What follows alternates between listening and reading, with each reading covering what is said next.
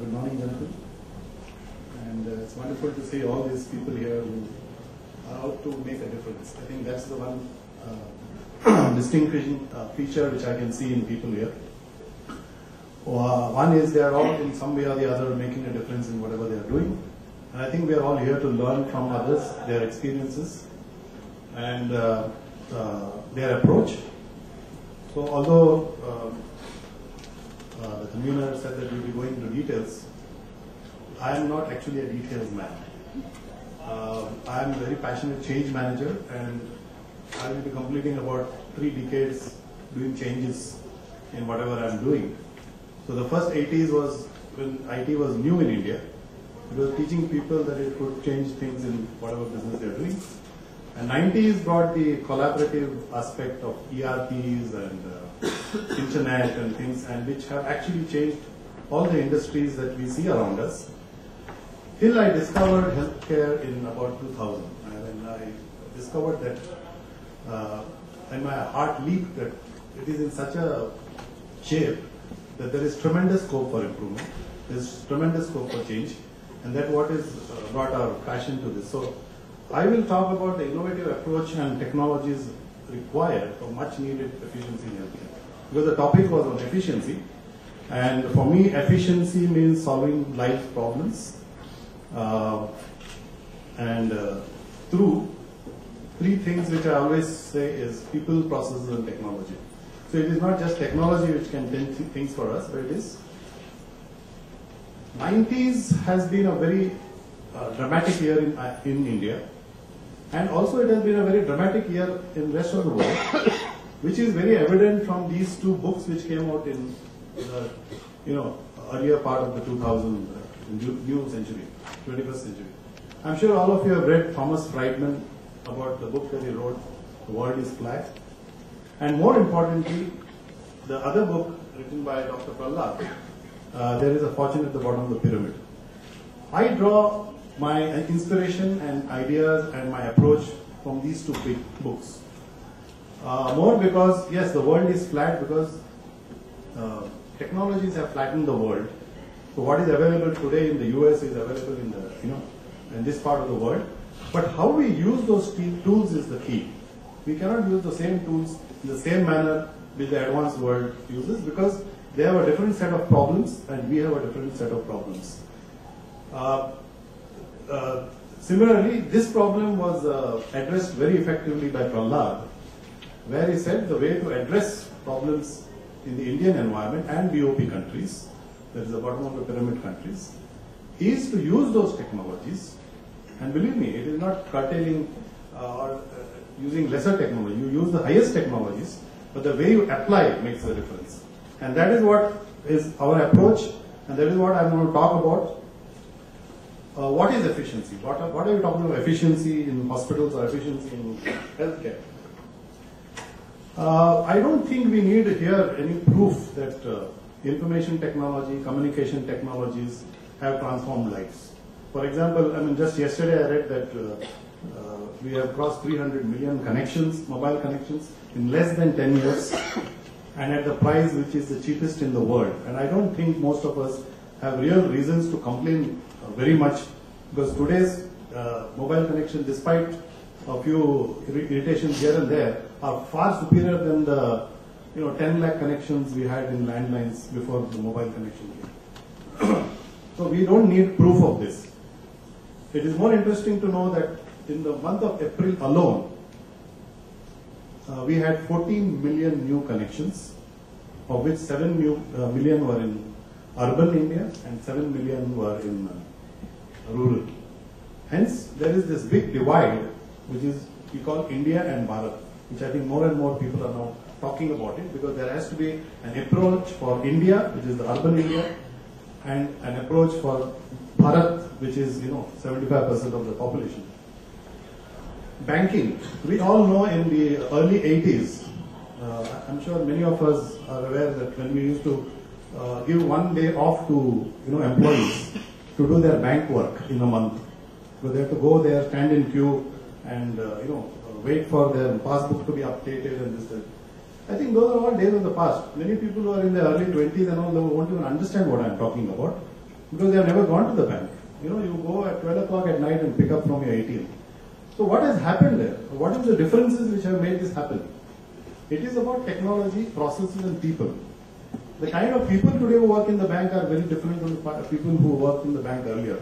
There are not so many people at the back office sitting and tallying accounts, but they are only at the front office servicing clients. Second is the technology. I remember when we first brought in computers, it was meant for each counter clerk, and he will handle only his ledger account which he is supposed to handle. That was just one standalone computer on each terminal. And then they said there is a big change and they did branch automation. But remember, even in those days, I mean, one would say my branch is very efficient and that branch is not very efficient. And it used to follow with the branch manager who used to go from one place to another. So that is not true efficiency of the sector. It is efficiency at a individual level or a task level. It is efficiency at a small branch level. And then came core banking. Core banking is one which established that the complete banking transactions are completely centralized, and each one is an outlet at which there is no change, there is standard processes, and everybody falls in line. So we had this system that some banks are very effective and some are not very effective. Those who put core banking were very effective, others were not effective.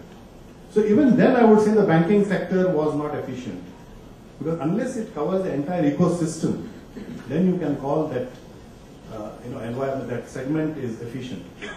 Today when we talk of the banking sector, I mean, and all this has happened in just about 15 to 20 years. Today, almost 100% coverage of even remotest villages is covered by banks. Today, you can go with your debit card of any bank to any ATM and expect that you get services. So what has happened now, the entire ecosystem is working together. And like our earlier speaker said, it is not necessary that you should have only your standards there. There will be a standard that everybody falls in line, and the real benefits of technology and processes come when the entire ecosystems follow these standards. We all know about automobiles. Okay. I mean, way back in 84, 85, I remember I had an Ambassador, and there were only two cars available, Ambassador and Premier. And today, if you see, it's about 25 years later. So this is a brick and mortar business. It is not that it is only IT or it is only paperwork or it is only information. Even processes and information technology and other technologies. That's why I want to bring the new item. There is not only information and communication technology, it is medical technologies, which is also going to contribute tremendously to healthcare.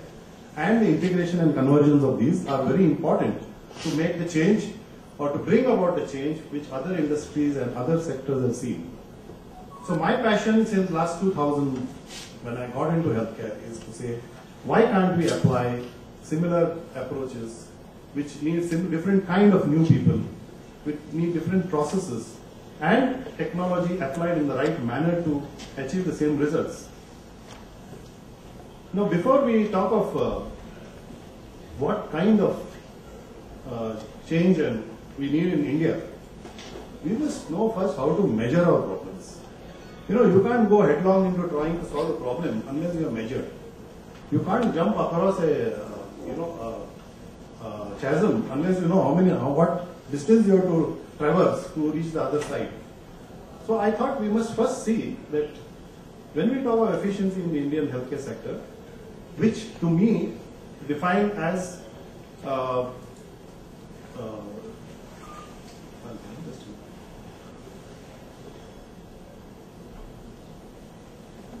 so I define efficiency very simply, that it has to provide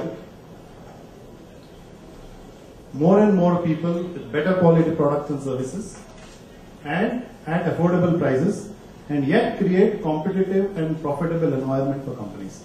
This is the way I define an efficiency or the coming of age of an industry. Okay, now this definitely does not apply to healthcare as such today. Healthcare is the only sector where year after year things are going higher and higher, the costs are going higher for similar services.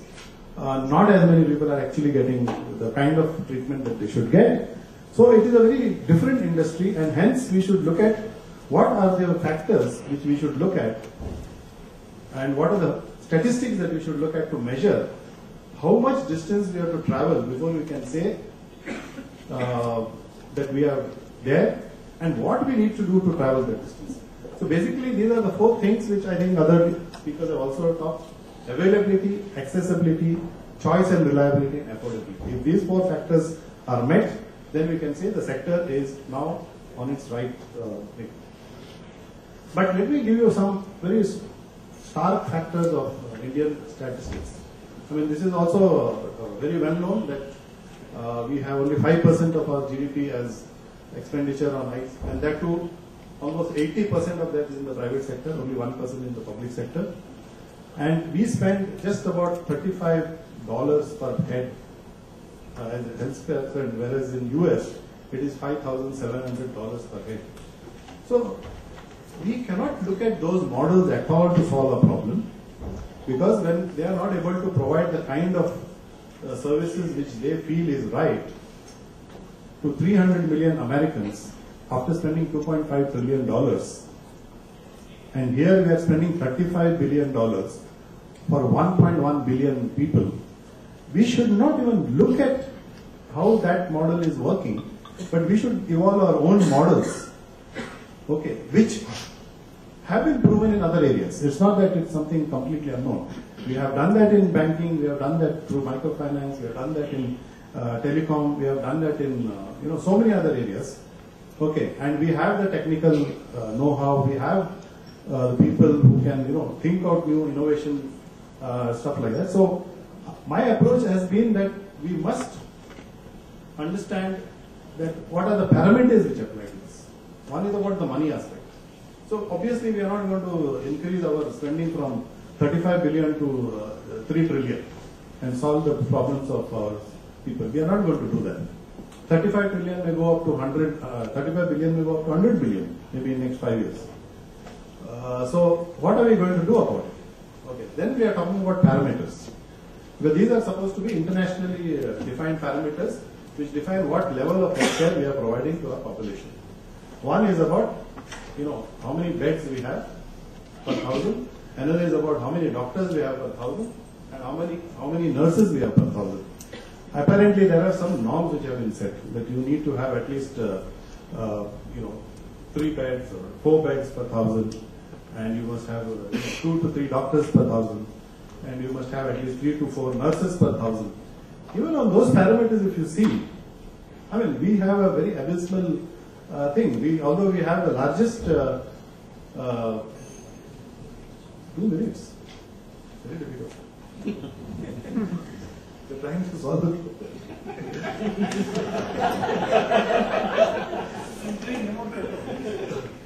Yeah, so we have this problem. So I think this very clearly shows that this is where we are today. We have India that is, with 350 million people, 750 million people there, and we have 800,000 beds and 500,000 doctors and stuff like that. And it's nowhere going to measure. And anybody who knows even little bit of engineering knows that this will never balance. So how do we balance? So what do we need to build? How do we build resources? How do we reach out to remote locations? How do we scale 5 to 10 times? So increasing efficiency is not by 20%, 30%. It's by 5 times and 10 times. How do we do all this in just 10 years? Okay. Now the only way to do is that if you see now, we are not able to increase our resources to the extent that is required by international standards. We are not going to have another 1.5 million doctors in next 10 years. We are not going to create 2.5 million nurses. And we are not going to, I'm sure we will be able to raise the $75 billion. With that, we are very good at in India. We can raise billions of dollars, but we are not able to get the soft skills. So the only approach is that since that weight is not going to be enough to lift India, which is going to be 500 million in next 10 years, and Bharat, which is going to be reduced slightly to 700 million, is you have to change the fulcrum, where it is being balanced. And to change the fulcrum, there are only 2 things. One is leverage technology and improve on the processes. And third is, where we are not able to get our manpower, you have to create new skill sets of people, which are not the same old as before. I mean, you have to have new kinds of people. For example, today our lab technicians will, in a manual system, will take and put the slide and sit with a cell counter and, take some 15 minutes to come with a report. Now the same report can come with just putting one bidirectionally connected machine, and in 1 minute you get for 60 people. So the kind of person required is not a guy who will do cell counter, but who will know how to load it on that machine. So we need to create a new set of people, about 2 million people across this country, who are not defined in the parameters at all today as important for healthcare. And that will, to some extent, increase the load. But more importantly, we are talking of technology leverage and we are talking of process leverage. Now, leveraging, process. Basically, we are talking of that health net, which is the technology part, which will connect hospitals and EMR. Of course, I have a picture here, but I don't know. Satish, you will have to wind up, otherwise you will eat into the next speaker's time. I understand, sir, but I was planned for about 20 minutes. So this is the whole net which you are, health net which you are talking about, which is what we conceived way back in 2001, and we are relentlessly going with that, and we are working with the likes of Devi Shetty's and, so the next part is where we talk of process innovation, where we talk of emulate the centers of excellence like Arvind Eye, emulate centers of excellence like Narayan Hrudayalaya, emulate centers of excellence like Asian Institute of Technology, Gastroenterology, who have achieved tremendous, phenomenal productivity. Arvind Eye Care, one ophthalmologist does 2,400 operations against a normal of 240, although working the same 10 or 12 hours. They work a little more. Narayan Hrudayalaya people have got 7 to 8 times more productivity in their cardiac operations by doing process innovations. Asian Institute of Gastro is doing phenomenal work in gastro, seeing thousands of people every day through again process innovations. So idea is these are all built into the systems as process innovations and supported by technology. And finally, without getting a new set of people, we will not be able to solve the problem. We have to have people who are called teleradiologists, who will go with a laptop and a digital thing and take ECG, send it across to a guy who is sitting centrally. Doctors will not move. Doctors will not move to remote places. So similarly, we will have mobile vans, which is already being done by our partners, ECIL. They will go to remote villages and they will scan people and they will only bring those people who are needed to treated. So you will have nursing assistants, doctors' assistants, medical record scribes, because doctors will not enter into computers. Like you mentioned, I agree fully with you, that old first generation doctors will leave that hospital. So you must give them scribes who will do it for them. So these are the new kinds of jobs which we are doing, and they are very simple jobs. And we have millions of people in this country who can be trained for that, and they will be grateful to do it. Like today, the BPO industry is one of the most flourishing. What the hell are they doing? It's nothing very brilliant or intelligent, but they are getting a good salary. They are very happy with the work. So like that, we can build another 2 million of such assistants. So I think I will leave this because I have got 2 small examples which can come if there is time for questions, of showing how technology innovation has helped Narayan Hrudayalaya to do, and how technology innovations and process innovations have helped Arvind Eye Care to meet their targets. And this is also the same basis on which I am working on a Bombay First project, where we are talking of medical centers for 3,000 to 4,000 beds, which will be funded by social insurance, where you will have each of the centers of excellence, which will address the diseases found in the city, and will do it at 1/10 of the price. Okay, and you will not have problems of doctors because they are all in the city. So there is a very innovative way to approach where we have to scale 10 times what we are doing today. It is about 10 times. So just changing technology and having information technology is not going to work. It is a new set of people, new set of highly clinical processes which will never be required in the Western world because they don't have the volumes to service. Here we have advantage and a disadvantage in our population. We have huge population to service, and even if we charge them 1/100th of the value, we can still earn the money that is required to run our business. So thank you very much for the patient hearing. And